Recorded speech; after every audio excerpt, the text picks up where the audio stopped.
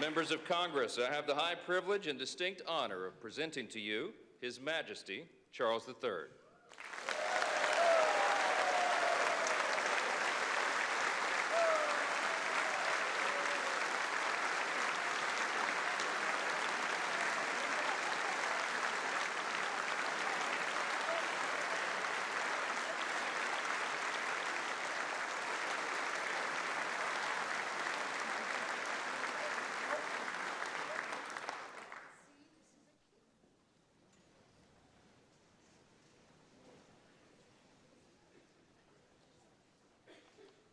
Mr. Vice President, Mr. Speaker, members of Congress, representatives of the American people across all states, territories, cities, and communities.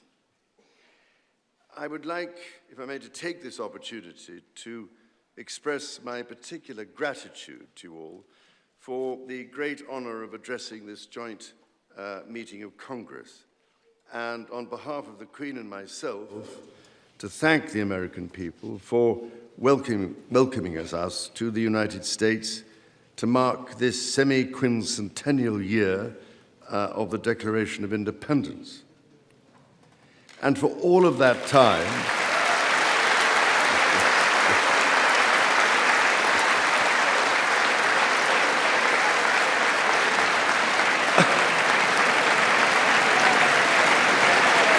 aren't you lucky?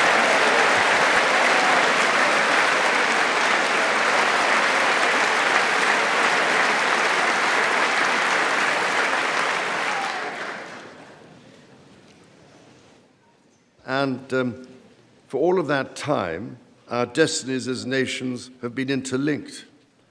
As Oscar Wilde said, we have really everything in common with America nowadays, except, of course, language.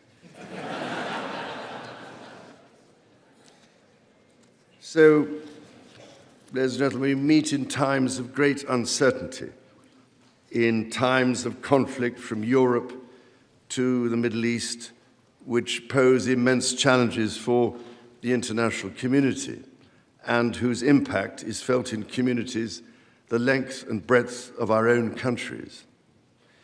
We meet, too, in the aftermath of the incident not far from this great building that sought to harm the leadership of your nation and to foment wider fear and discord.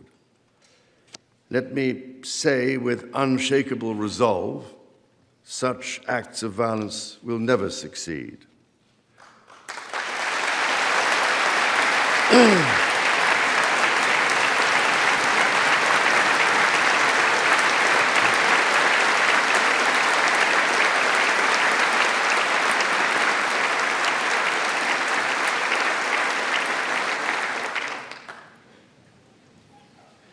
Whatever our differences, whatever disagreements we may have, we stand united in our commitment to uphold democracy, to protect all our people from harm, and to salute the courage of those who daily risk their lives in the service of our countries.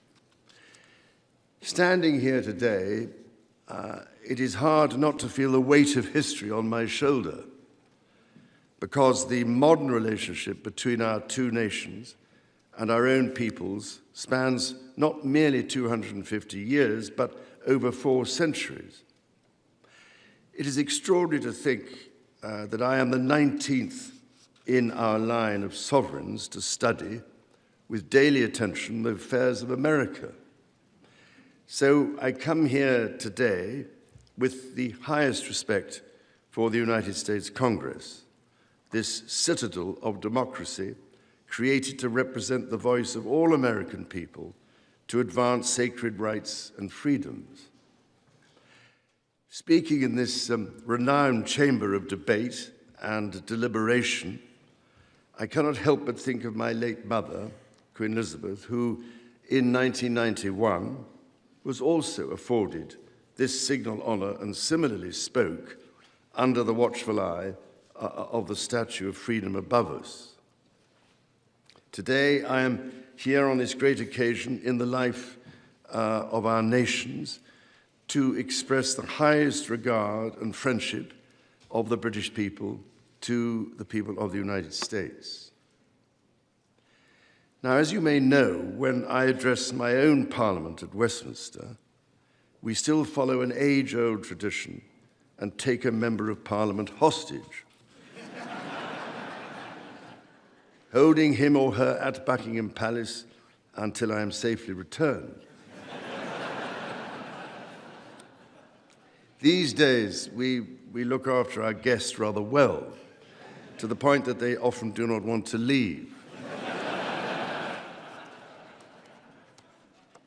I don't know, Mr. Speaker, if there were any volunteers for that role here today. As I look back across the centuries, Mr. Speaker, there emerge certain patterns, certain self-evident truths from which we can learn and draw mutual strength. With the spirit of 1776 in our minds, we can perhaps agree that we do not always agree, at least in the first instance. Indeed, the very principle on which your Congress was founded, no taxation without representation, was at once a fundamental disagreement between us, and at the same time a shared democratic value which you inherited from us. Ours is a partnership born out of dispute, but no less strong for it.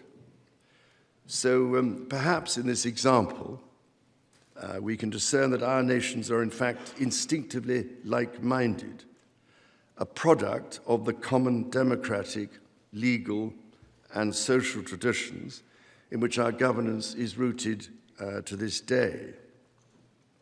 Drawing on these values and traditions, time and again, our two countries have always found ways to come together. And by Jove, Mr. Speaker, when we have found that way to agree, what great change is brought about, not just for the benefit of our peoples, but of all peoples. This, I believe, is the special ingredient in our relationship. As President Trump himself observed during his state visit to Britain last autumn, the bond of kinship and identity between America and the United Kingdom is priceless and eternal. It is irreplaceable and unbreakable.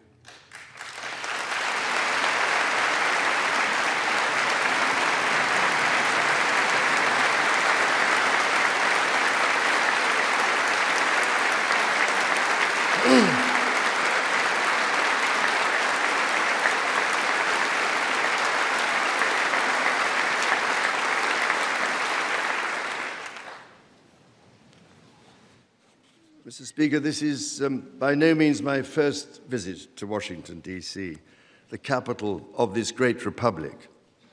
It is, in fact, my 20th visit to the United States and my first as King and head of the Commonwealth. This is a city which symbolizes a period in our shared history, or what Charles Dickens might have called a tale of two Georges.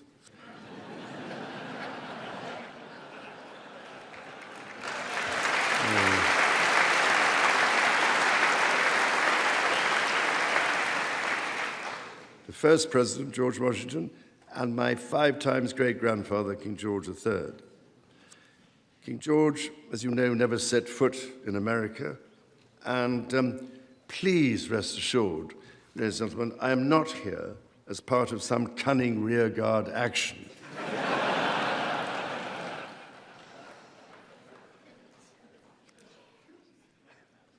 The founding fathers were bold and imaginative rebels with a cause. 250 years ago, or as we say in the United Kingdom, just the other day,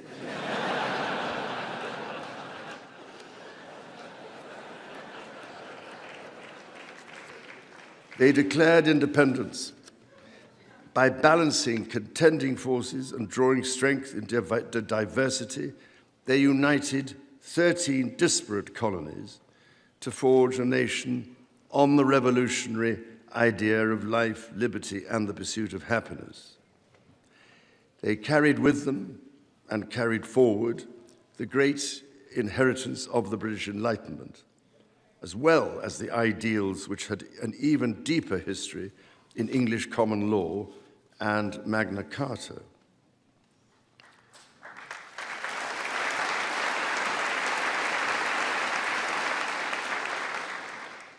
These roots run deep, and they are still vital. Our Declaration of Rights of 1689 was not only the foundation of our constitutional monarchy, but also provided the source of so many of the principles reiterated, often verbatim, in the American Bill of Rights of 1791. And those roots go even further back in history. The US Supreme Court Historical Society has calculated that Magna Carta is cited in at least 160 Supreme Court cases since 1789, not least as the foundation of the principle that executive power is subject to checks and balances.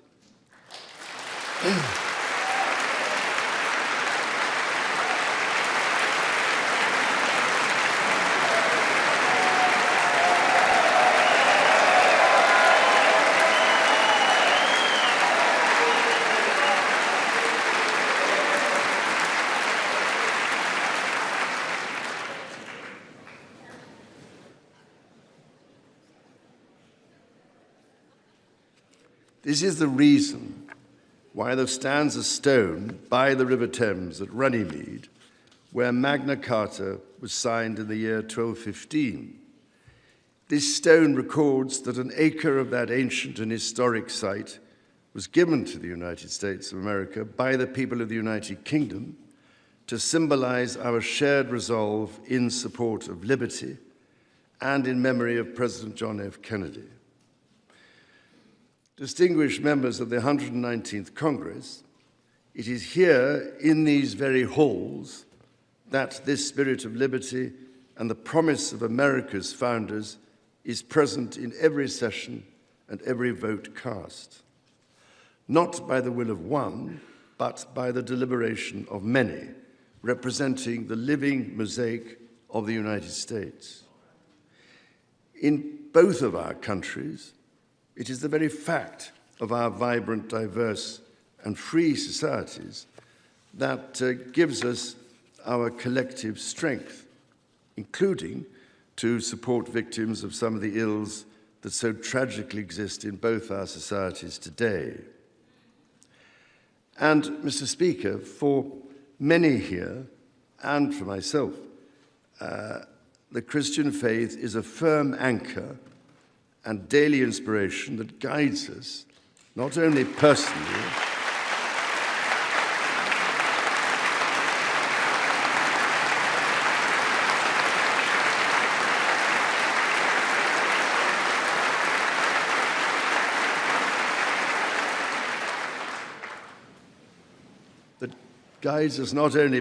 but together as members of our community. Having devoted a large part of my life to interfaith relationships and greater understanding, it is that faith in the triumph of light over darkness which I have found confirmed countless times. Through it, I am inspired by the profound respect that develops as people of different faiths grow in their understanding of each other.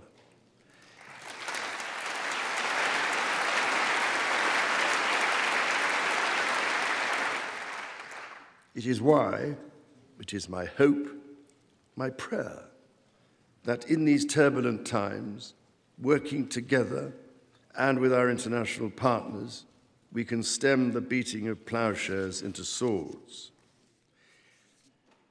I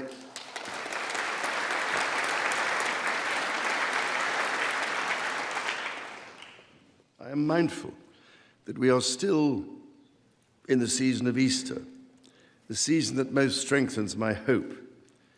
It is why I believe with all my heart that the essence of our two nations is a generosity of spirit and a duty to foster compassion, to promote peace, to deepen mutual understanding, and to value all people of all faiths and of none.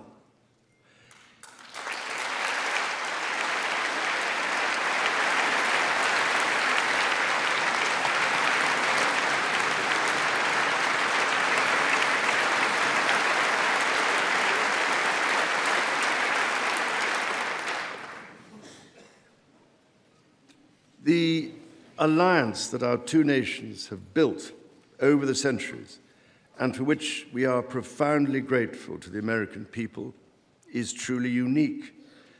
And that alliance is part of what Henry Kissinger described as Kennedy's soaring vision of an Atlantic partnership based on twin pillars, Europe and America. That partnership, I believe, Mr. Speaker, is more important today than it has ever been.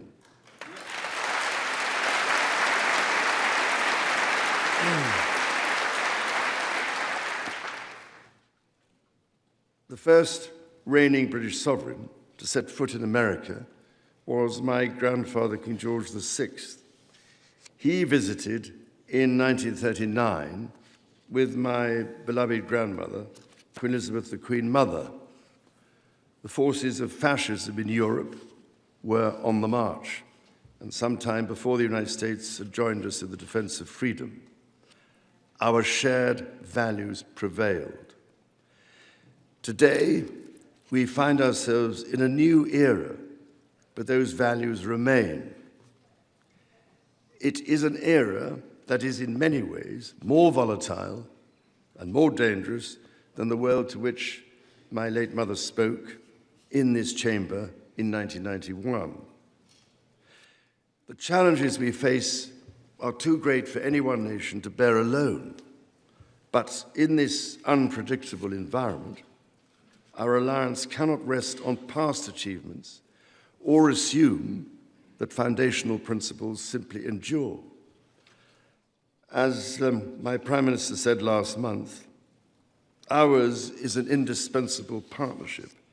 We must not disregard everything that has sustained us for the last 80 years. Instead, we must build on it.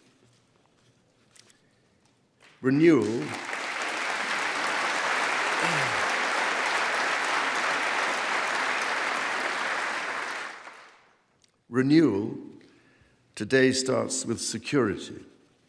The United Kingdom recognizes that the threats we face demand a transformation in British defense. That is why our country, in order to be fit for the future, has committed to the biggest sustained increase in defense spending since the Cold War, during part of which, over 50 years ago, I served with immense pride in the Royal Navy, following in the naval footsteps of my father, Prince Philip, Duke of Edinburgh, my grandfather, King George VI, my great-uncle, Lord Mountbatten, and my great-grandfather, King George V. This year, of course, also marks the 25th anniversary of 9/11. This atrocity was a defining moment for America, and your pain and shock were felt around the whole world. During my visit to New York, my wife and I will again pay our respects to the victims, the families, and the bravery shown in the face of terrible loss. We stood with you then, and we stand with you now in solemn remembrance of a day that shall never be forgotten.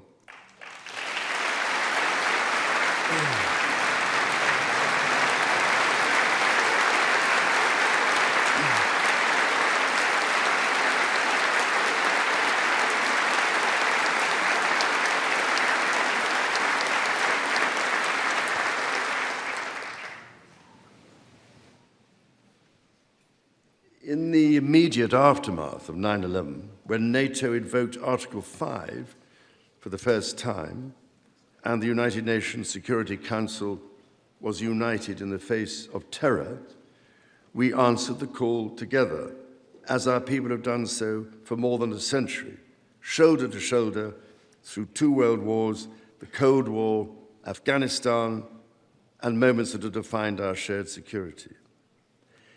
Today, Mr. Speaker, that same unyielding resolve is needed for the defense of Ukraine and her most courageous people.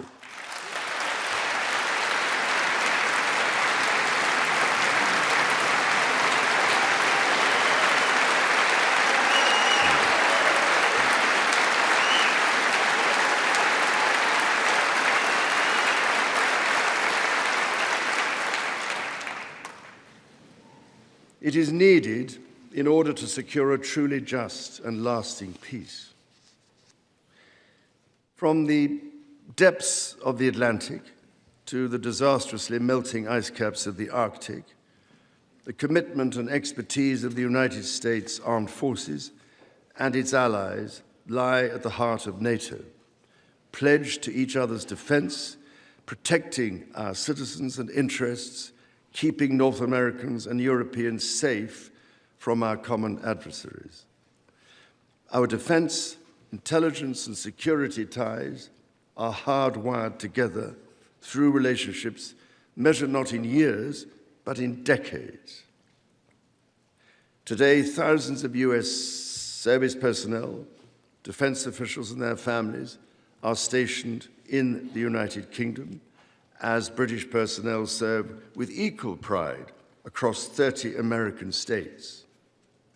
We are building F-35s together, and we have agreed the most ambitious submarine program in history, AUKUS.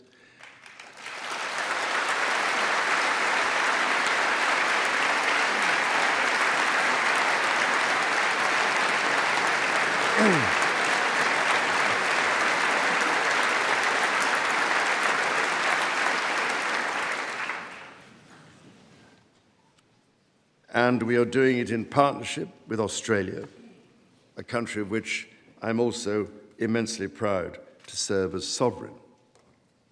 We do not embark on these remarkable endeavors together out of sentiment. We do so because they build greater shared resilience for the future, so making our citizens safer for generations to come. Our common ideals were not only crucial for liberty and equality, they are also the foundation of our shared prosperity. The rule of law, the certainty of stable and accessible rules, an independent judiciary, resolving disputes, and delivering impartial justice. These features created the conditions for centuries of unmatched economic growth in our two countries. This is why our governments are concluding new economic and technology agreements to write the next chapter of our joint prosperity and ensure that British and American ingenuity continues to lead the world. Our nations are combining talent and resources in the technologies of tomorrow. Our new partnerships in nuclear fusion and quantum computing and in AI and drug discovery, holding the promise of saving countless lives.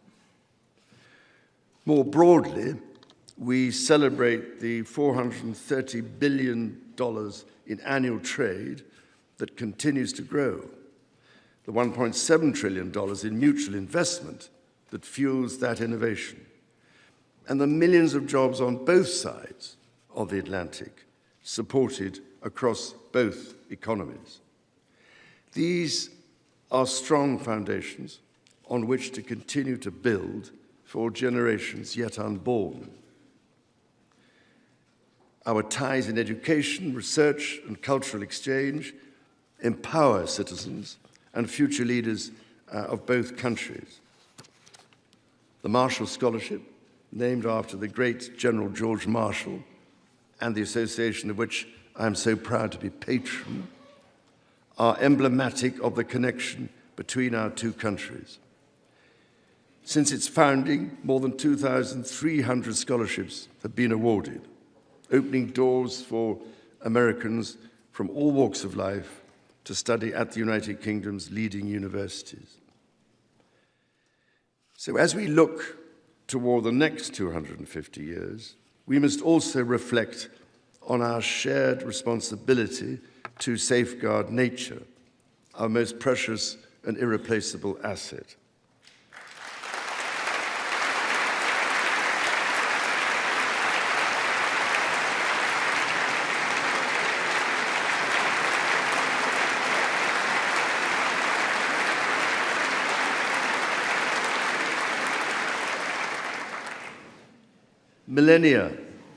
Millennia before our nations existed, before any border drawn, the mountains of Scotland and Appalachia were one, a single continuous range forged in the ancient collision of continents. The natural wonders of the United States of America are indeed a unique asset, and generations of Americans have risen to this calling. Indigenous, political, and civic leaders, people in rural communities and cities alike, have all helped to protect and nurture what President Theodore Roosevelt called the glorious heritage of this land's extraordinary natural splendor, on which so much of its prosperity has always depended. Yet, even as we celebrate the beauty that surrounds us, our generation must decide how to address the collapse of critical natural systems, which threatens far more than the harmony and essential diversity of nature. We ignore at our peril the fact that these natural systems, in other words, nature's own economy, provide the foundation for our prosperity and our national security.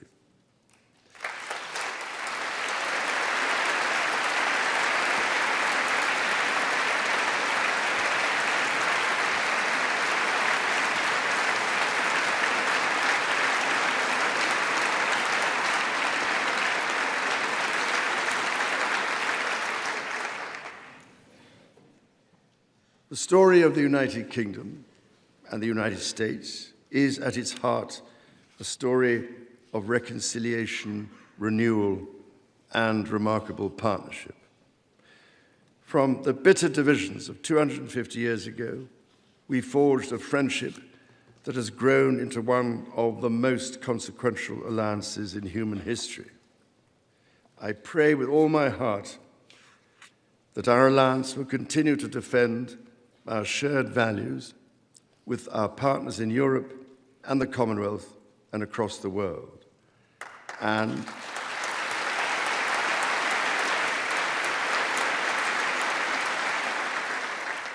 that we ignore the clarion calls to become ever more inward-looking. Mr. Speaker, Mr. Vice President, distinguished ladies and gentlemen, America's words carry weight and meaning, as they have since independence.